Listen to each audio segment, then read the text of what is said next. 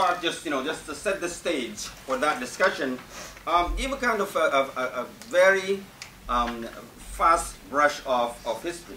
And I think if you just focus on, again, the claim is not the Horn of Africa. People, the presenters would get into the deeper discussion, but just focusing on Ethiopia, I want to give it a little bit of a quick historical perspective. In my opinion, the Menelik conquest, as many historians have written, would not have been possible. Again, if not his ability to maneuver the European intervention, from the scramble for Africa to the Horn of African powers dynamics. If he would not be able to maneuver that power, he would not have gotten the power to subjugate the southern and to as they say, cut the breast of Anole or Chalenko. This is, again, if he was operating just on the taxing power of a government, which if a government has to rely on its own taxing power, there is a limit to what they can do. Okay? So because of that foreign intervention, he was able to do that. You can go through the history, from pre-1950s, the role of the British in the Haile Selassie era, and then the shift of the Haile Selassie regime from the British, even though the British were playing a role in 1950s to 1974 to American. To American is something that we should note. And during those periods, what were movements that were within Ethiopian for human rights or some sort of democracy? I mean, people can mention the Bale uprising, the Eritrean movement. Even some people can trace the Tigrayan farmers' revolt. If there were no American, support in Eritrea, we know Kanyo Shaleka, Kanyo Station, which is a strong military base of the Americans. That presence, what I call, kind of provided the institutional subsidy for continuation of that repressive behaviors of that regime.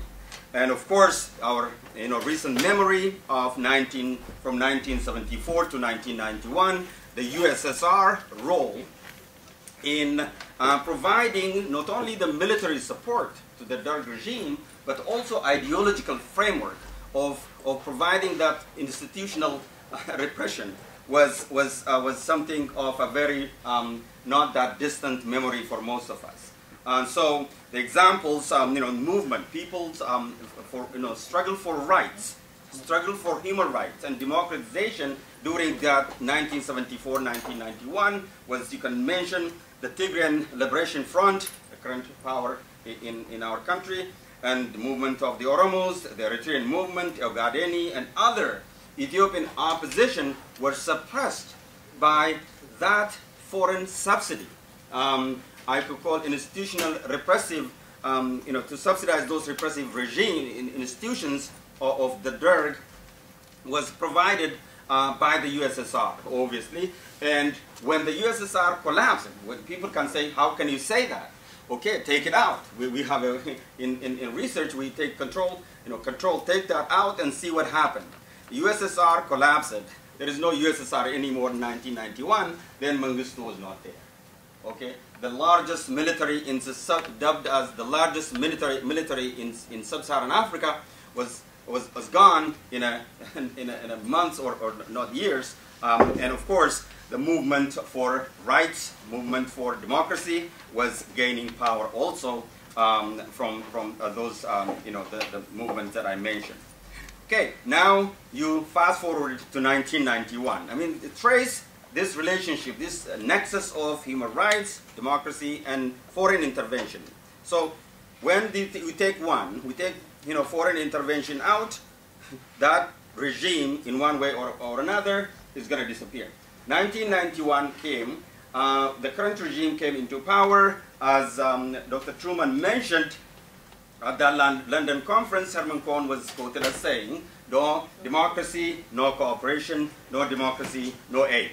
So that was at least the principle that we hoped would prevail, and if there were no democracy, if no democracy and no aid, and probably most of us in this room would agree that it's very hard for the Tigrayan, or for the TPLF, I shouldn't say Tigrayan, the TPLF or the EPRDF regime to stay in power. Because I used to work for government in the Ministry of Planning and Economic Development for coming to this school from 1991 to 1995, 4 years. And I used to work also from 88 to 91 during the Derg regime, so I kind of know the play of the land in both of those regimes, working as a young university graduate as an economist. When you look at the government budget, that tells you, like any other, your own account. The government budget, when a third, and at that time it's even more than that, is coming from the outside. And so if you take that away, it's very hard to sustain any of the government institutions or any of the, that is well documented, and of course the same thing, suppression of rights and in human rights continued. The people who were part of the movement from 1974 to 91 now again are part of the movement, and you have the Oromos, the Ogadenis, the Sidamas, and other opposition forces also playing a role. I mean, there is no. In recent documentation of independent work that actually showed this than the BBC investigative report that was released a year ago, I think, that shows where development aid that is coming is used for political ends, to repress democratic processes than that report. If you give a little brush of like why now we're moving to the move to the east, to China, to the BRICS countries in cooperation in this foreign relation with this government, why that is now kind of showing up. Since 1990s, early 1990s, the World Bank, when they are giving this aid, they are not putting governance and human rights in the conditionalities of aid. Because at that time, these are sovereign states. The doctrine was, do not mess in the country's internal political situation. So give aid, structural adjustment, help them to make adjustment in the macroeconomic environment. Low inflation, flexible exchange rate, focus on that and don't ask what they are doing to their people. So that was out. But then people looked at, they said, in aid, we're subsidizing aid, and somebody wrote, aid and AIDS are the same.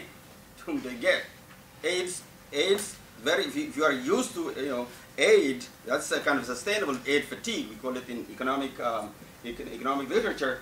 So then they said, it's not going to work. We have to stop. We have to ask for governance, human rights.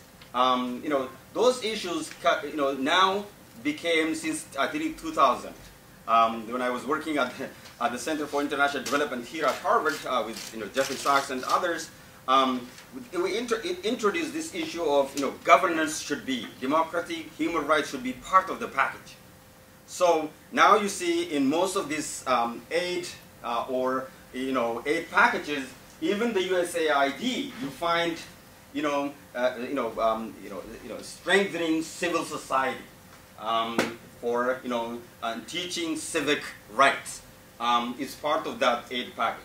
So when this is coming and it increasingly putting pressure on governments, so governments have started now shifting to the east, China or BRICS, and you can expect China's economic cooperation conditionalities on Ethiopia or any other countries that they get involved in Africa.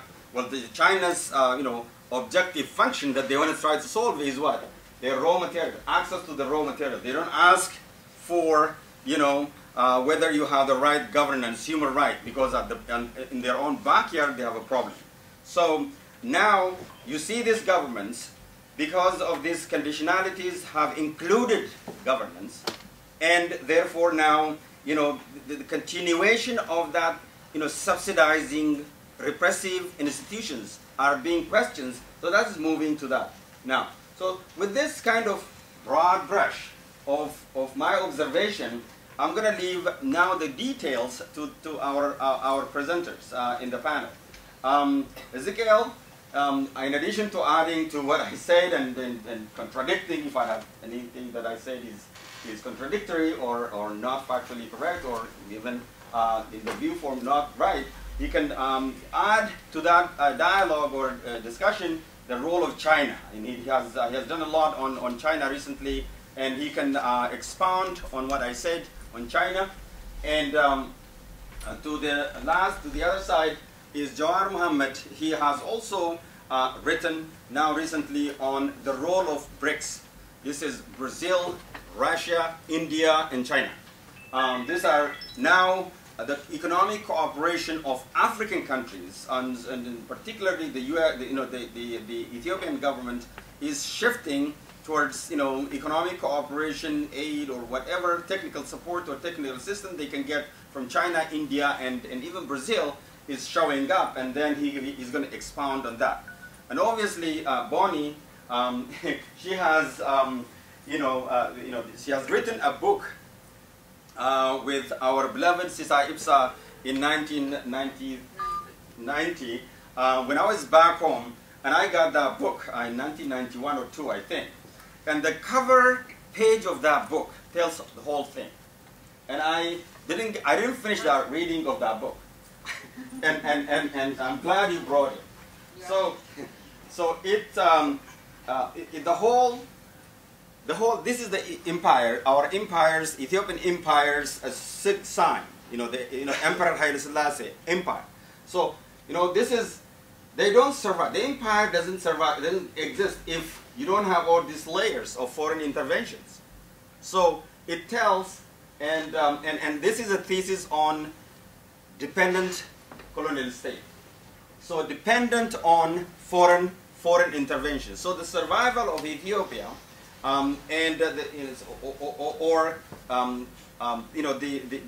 the continuum of a lack of human rights, the right for that freedom, justice, democracy, is closely intertwined to this foreign subsidies, foreign intervention in the form of foreign aid, and nowadays even humanitarian aid is used for political purpose.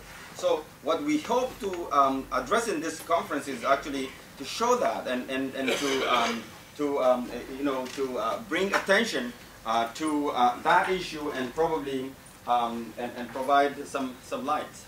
So I'm going to open now discussion to the panels and Ezekiel. All right, thank you very much for. I thought like a PowerPoint presentation would be. Vanilla, it's on the bottom. Yeah, there you go. You have it already? Yeah. Yeah. Did you play it? Yeah. Okay. Okay. There you go. Yeah. Okay.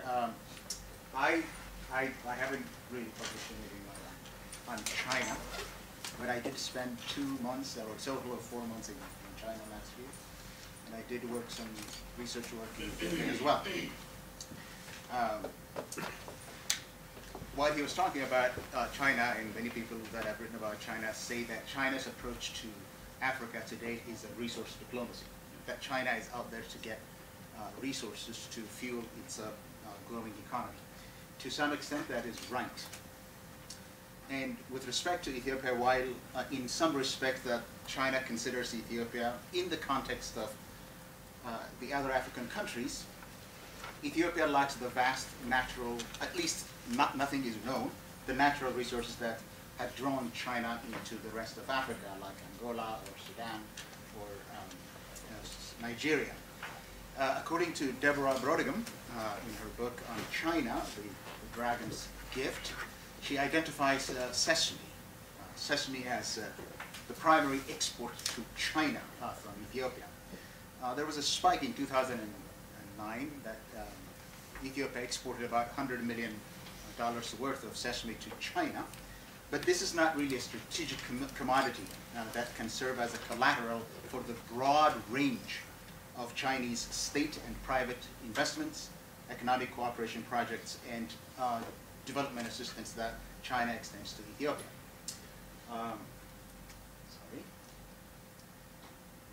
So Ethiopia is really an exception to China's resource diplomacy because of the lack of resources. Maybe there is geopolitical importance that the Chinese have valued. That is that Ethiopia is the seat of the African Union, the seat of the political and diplomatic institutions that represent the continent. Ethiopia, also with 19 million people, is a potential market for Chinese products. But it is a peculiar case. It's a different case, and let's start with that one. That it is not the general rule of China's approach to going global, not only Africa, but Latin America, or wherever there is resources, that China finds resources. It does not really apply to the Ethiopian case. If you look at the Ethiopian side, the present Ethiopian leaders define China's role in their country as sharing development experience and technical support based on mutual respect and cooperation. And they insist that Ethiopia is in charge of the relationship, and that cooperation with China is meant to help Ethiopia or assist Ethiopia achieve its own domestic and foreign policy objective. This is actually in the foreign policy and domestic policy white paper of the Ethiopian government published by the Ministry of Information, that Ethiopia's goal is to achieve economic development, democratization, and peace. That is the strategic goal of the Ethiopians, and China's role is to assist Ethiopia achieve its own objectives. Both the Chinese, if you look at the discourse of what the Chinese say and what the Ethiopians say, they describe this relationship as a win-win, that it's good for both. Now, what I'm going to try to do in a rather preliminary way is to posit that China's engagement has beneficial role in the short term, but in the long run, China's influence would be detrimental to building enduring institutions that can ensure political and economic rights. Of course, I understand human rights mean a lot of things. At least the United Nations Declaration of Human Rights has at least 6 categories, and I'm going to focus on only 2, political and economic rights. But then, to understand China's motivation in this robust engagement in Ethiopia, one needs really to pay attention to what's happening in China itself. That's very important. We had a short conversation with Jawad, and that's exactly what he said. What is really happening in China itself? That is the primary driver that is propelling China into Africa. And I think 2 developments are important. The first one is that economic reform was launched in, this is a story that we all know, in the 1970s, and that unleashed unprecedented economic growth in China itself in the 1980s. But then the Chinese Communist Party was not in agreement. There was not complete agreement within the Chinese Communist Party about abandoning the values of the People's Republic and the Chinese Communist Party. So there was a split within the Chinese Communist Party itself. Not all members of the CCP were wholly committed to economic reform in the 1980s. That is what prompted Deng Xiaoping's southern tour. By this time, he had retired, but the economic reform had faltered. So he took this tour of the southern provinces of China, beginning with Shenzhen, where the economic reform started. What was said about that tour was that he was to emancipate the mind. That people in China thought that there was really no market with socialism, but he said, of course there is market with socialism. Socialism has its own market. And during that tour, what he did was that wealth is glorious. You could become wealthy. You could work for yourself. There's nothing wrong with that, without abandoning socialism. And that's what meant by socialism with Chinese characteristics. At that time, he also sealed this social compact with the Chinese people, and this is really important to understand. It was an unspoken deal. What it was that he said in Guangdong, if you stay out of politics, you can do whatever you want. You could become wealthy. You could become, you could amass as much wealth as you want. That is possible. Look, after 40 years of convulsive politics, the Chinese people said, all right, leave politics, but then become wealthy, that's a deal. They took that deal. They accepted that deal. That really unleashed the entrepreneurial spirit of the Chinese people. And in the 1990s, economic growth really picked up. But there was also an important thing that I call the social compact. It also a deal in the sense that the Communist Party wanted to become a legitimate ruler in China in return for economic performance. Deliver economic performance, you will have legitimacy. Anything that is short of it would work against the legitimacy of the Communist Party. This is really important to underscore. The second is Deng Xiaoping also sought to preserve the CCP-led political system, to use it as an instrument that will guide the economy while keeping the country intact.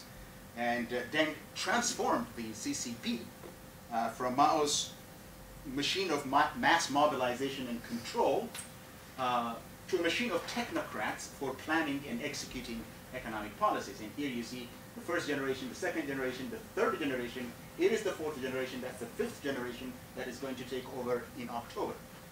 Now, these are not cadres. If you look at the third generation, Jiang Zemin is an engineer, Hu Jintao is an engineer, Wen Zhebao is a geologist. These are technical people who really are in power to guide the economy, to plan and execute the economy. And of course, the fifth generation is kind of different because Xi Jinping is a lawyer, Li Keqiang is an economist, thinks an economist, that Bo Xilai is probably not there anymore.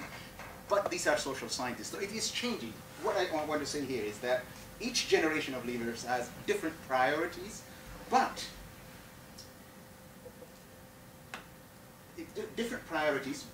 they are all committed to the idea of being pragmatic. And that is Deng Xiaoping's admonition, he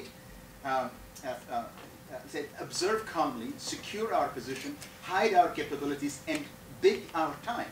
Be good at maintaining low profile, never claim leadership or global leadership.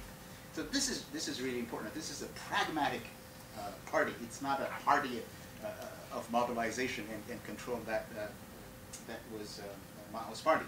Now, this emancipation of the mind was a turning point in China's development or reform movement. In the period before this time, the Chinese aspired to have three things. That is, three main possessions: a watch, a bicycle, and a sewing machine. After that, the Chinese became aspirational people, and Tom Friedman wrote this book, That Used to Be Us, in which he actually says the Chinese are like we used to be. Aspirational people who want the good life. Now the Chinese want everything. They want everything. That means the economy must grow continuously and rapidly for the social compact to work. And the whole experiment would collapse. People in the Chinese, by the way, this is important. To understand how the Chinese approach the rest of the world, one needs to understand the Chinese Ministry of Commerce. In the Ministry of Commerce, we can say, the Chinese economy is like an elephant on a bike. If it slows down, it will fall and the earth will quake. That is true because within China itself, the economy must grow at more than 8% annually. If it drops, 1% drop in economic growth would result in 25 million people unemployed. That would mean social unrest. That would mean breakdown of the social compact. And that is what the Chinese government is trying to avoid. That means the machine that Deng Xiaoping had created needs to be oiled well. It needs to be fed. Now, it is in this context that you would see the rising demand of China. You can look at this. This is really important. Daily consumption today in China of oil is 8 million barrels per day. If China consumed at the US level, it will need 80 million barrels per day. That would be the entire global production of oil. In terms of raw materials and other things, look at the Chinese consumption. 53% of the cement in the world and 50% of timber shipped from anywhere in the world goes to China, 45% of the steel, and it goes down. Where are they going to find this? That's what Africa has. 61% of the cobalt, 90% of the platinum, 55% of gold. I mean, that you can just look at that and make sense of it. So, as noted, though, Ethiopia does not have much of these minerals, mineral resources that China desperately needs. But regardless of economic relations that have increased dramatically, China's approach, that I would call China's approach, and that goes to my title, benefits now, consequences later. Now let's see how it played out in Ethiopia. Now that's in trade. Trade has increased between China and Ethiopia since 1993, but it picked up in the 2000s. Maybe that makes sense to the governance and the issue that comes out raised. Trade increased from 100 million in 2002 to 860 and to $1.3 billion last year between Ethiopia and China. There is, of course, trade imbalance. Okay, the benefits now, I'm talking about the benefits now, by the way, right now. In terms of trade, of course, trade helps. Trade helps in general, but there is a significant trade imbalance between Ethiopia and China. 1.2 of 1.3 is Chinese exports to Ethiopia. Okay, it's only the percentage is about 2%, so the imbalance could be bad, but this could be beneficial. Benefits now. In terms of loans, Ethiopia and other African countries receive this competitive terms of loans at LIBOR, that is a London interbank overnight rate, plus 102. This is not a commercial rate. It's very attractive. And Ethiopia and other African countries are really attracted to this. The largest Chinese lenders to Ethiopia are the state-owned Chinese Exim Bank and the Chinese Development Bank. Exim actually invests or extends the lender, investor, or supplier credit and invested in infrastructure projects. These are like roads and communications and dams and hydroelectric projects, service facilities, and the prestige projects. These are popular in the rest of Africa, but in Ethiopia itself, one example is the Africa Union building, which is an impressive building, which I actually really received last week. These are important projects because they mean something to the people in Ethiopia. In fact, the Ethiopian population's attitude towards China is really changing as a result of what the domestic contractors are able to do and what the Chinese are able to do. And the Chinese are very, very conscious of that. The CDB, or the China Development Bank, through its China Africa Development Fund, uses its fund to promote local market for Chinese products, and of course the Eastern Economic Zone at Dukem. It's not Duke. At Dukem, large, about 1,000 hectares of economic zone is meant to do that. No, in general, okay, in terms of the loans, in terms of trade, in terms of infrastructure, there are undeniable benefits to Ethiopia. You just can't deny what is happening on the ground. But there are questions. There are questions about the quality of technology that is transferred. There is problem with employment displacement. That is, some small operations, independent operations, are really displaced as a result of cheap Chinese competition. And of course, debt sustainability. And that's a question that one really should pay attention to. How is Ethiopia going to pay about between like $4 to $5 billion of loans that they have received from Ethiopia? Sesame is not going to pay out. What is that? This is a question. I don't have the answer for it. I have asked Ethiopian government officials. I have asked even the ambassador in Beijing. They keep telling me that the prime minister is an influential figure in the world and in Africa, and that they're paying $5 billion or $6 billion for that prestige. That's not something that we could leave. It's too expensive. Now, the consequences later, and here's where I come to the issue of human rights. Now, officials from Ethiopian Ministry of Foreign Affairs that I have talked to are almost unanimous that Ethiopia is not necessarily following the Chinese model. They tell me that the model they actually emulate is the Taiwan or South Korea model.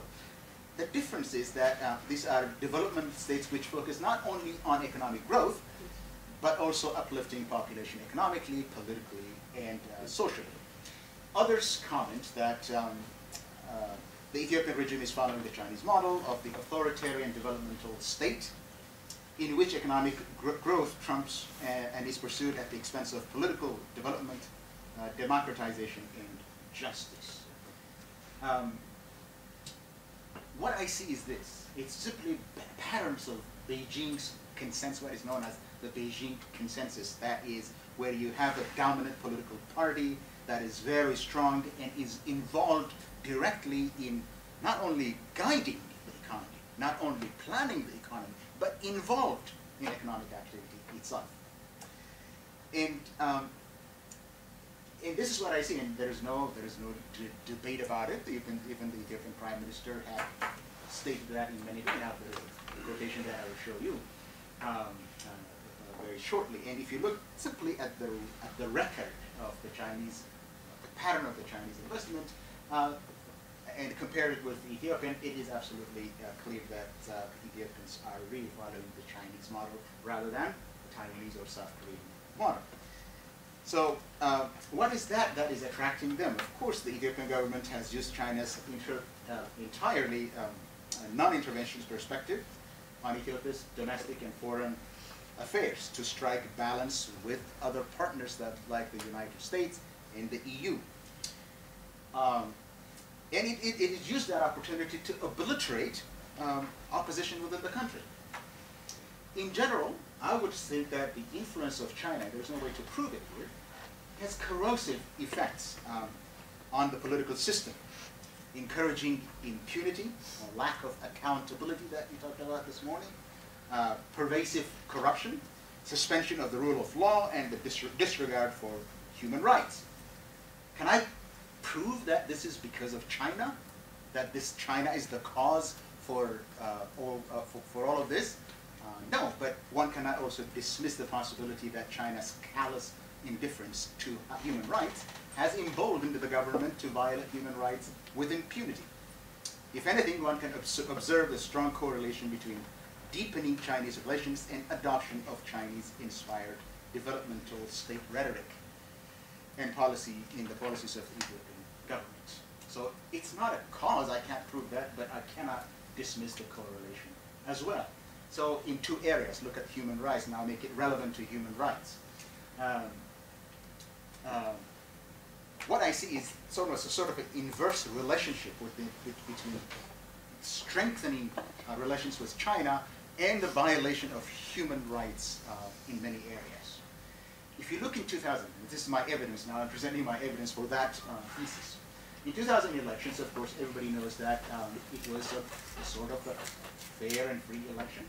The election was touted, even the United States Congress said, well, do it this way for successive elections.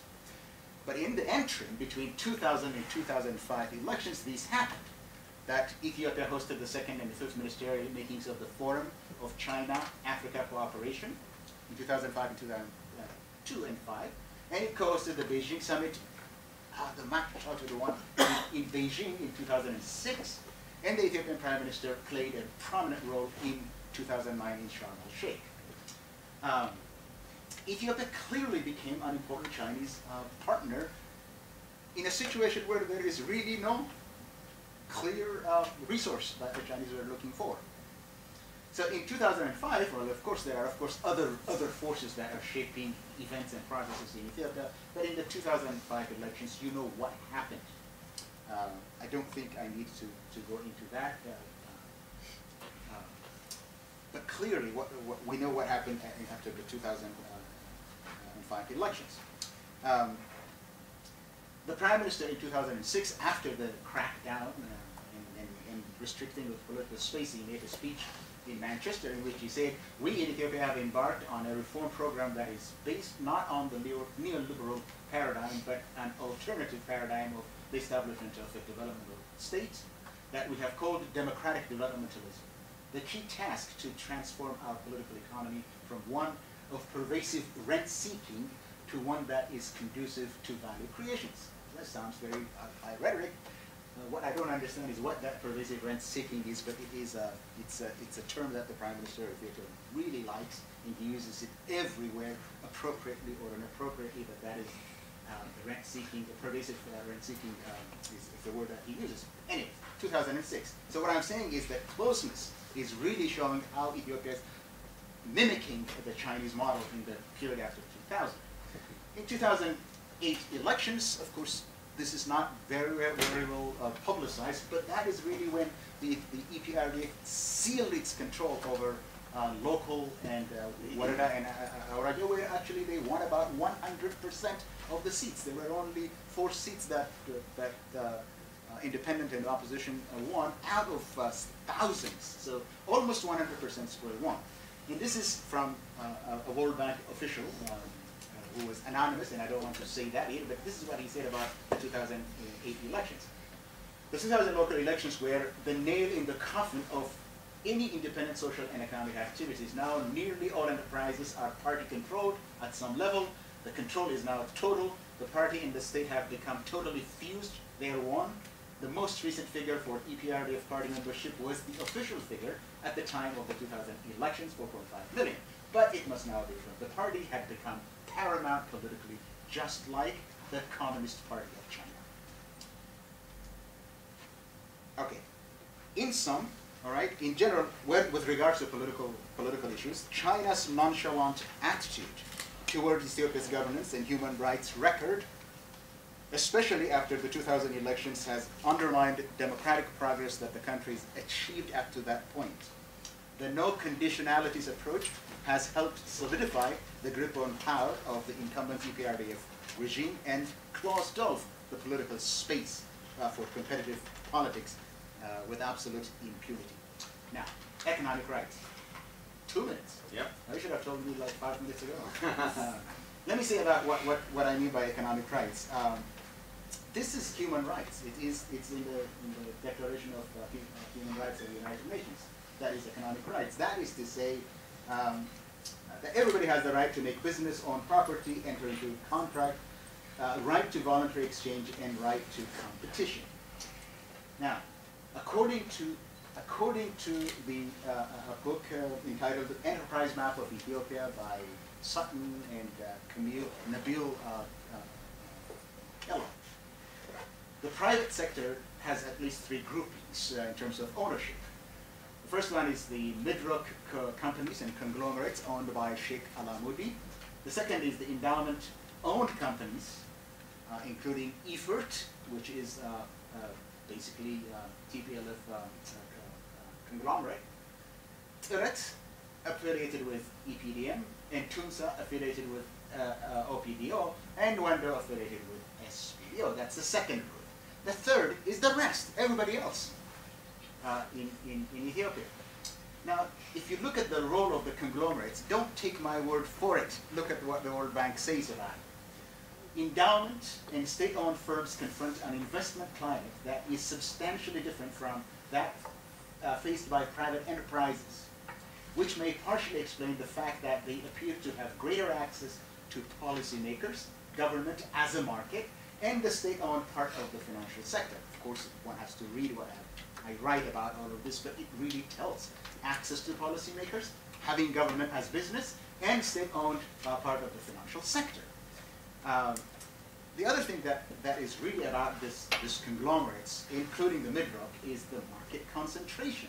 They dominate these areas: sugar, fertilizer, microfinance, financial services, the banks, and cement, manufactured goods, and agricultural commodity markets. It varies from these sister organizations, but for instance, TUMSA dominates coffee and chat and other agricultural markets. Another thing that favors this group is their anti-competitive practices. They benefit from price fixing, hoarding. It happened to me last week in Adama. I got there, petrol, but at the end of every month, price goes up, and I couldn't get any gas in my car because they're hoarding it because they want to sell at a higher price. This is really common everywhere. Predatory behavior, preferential deals. You have to deal about that. Now, the independent operations. These are the target. It's the small group, the third group, the rest. Let me qualify this thing. If you are an independent operation in Ethiopia, it is almost virtually impossible that you could succeed in this economic environment without having political patronage. They cannot succeed. But even when we say there are independent operations, because after 2005 they opposed the government, in the period after 2005 the government tried to co-opt them. When that failed because they were ideologically different, they became targets of the anti-corruption crusade, that so many business people are in prison on charges of corruption. Rent seekers, they are called rent seekers. Another important area, and I don't spend any time, give me one more minute. Another important area where you could see patterns between the Ethiopian situation and the Chinese situation. By the way, all of what I said is really parallel with the Chinese situation, is corruption. I was in China for 3 months in May and in April and for early part of June. Young people in China will tell you, students will tell you that corruption is a problem. They call it graft in China, but they say it's a big, big problem. Why is that really a big, big problem? Because 50% of the Chinese economy is based on fake products, counterfeit products. See this? Rolex, right? Yeah. No, it's not Rolex. It's not even buy it for $4,000. I bought it for $4 in Shanghai. And this is what you see in Ethiopia. It's almost everywhere. So it could be really counterproductive. Mr. President Barack Obama could talk about it in the State of the Union, but there is nothing you could do about it. You can't take 15% of the Chinese economy and hope that the Communist Party would succeed. They can't do it. And that is the effect on Ethiopia as a transit point in copy. The other is this political and business elite collusion. Stories that I could tell you, but doesn't really matter. Now, my conclusion. I think it's important to understand China. I mean, the Chinese, as I said earlier, are really pragmatic. They could say it's a win-win approach, but one should not mistake the Chinese approach because the Chinese are a really hard-nosed, pragmatic, self-interested operations, and that's what their policy is. The effect of with regards to the effect of China on Ethiopia's governance and human rights, this is what the Prime Minister said. I think it would be wrong for people in the West to assume that they can buy good governance in Africa. Good governance can only come from inside. It cannot be imposed from outside. That was always an illusion.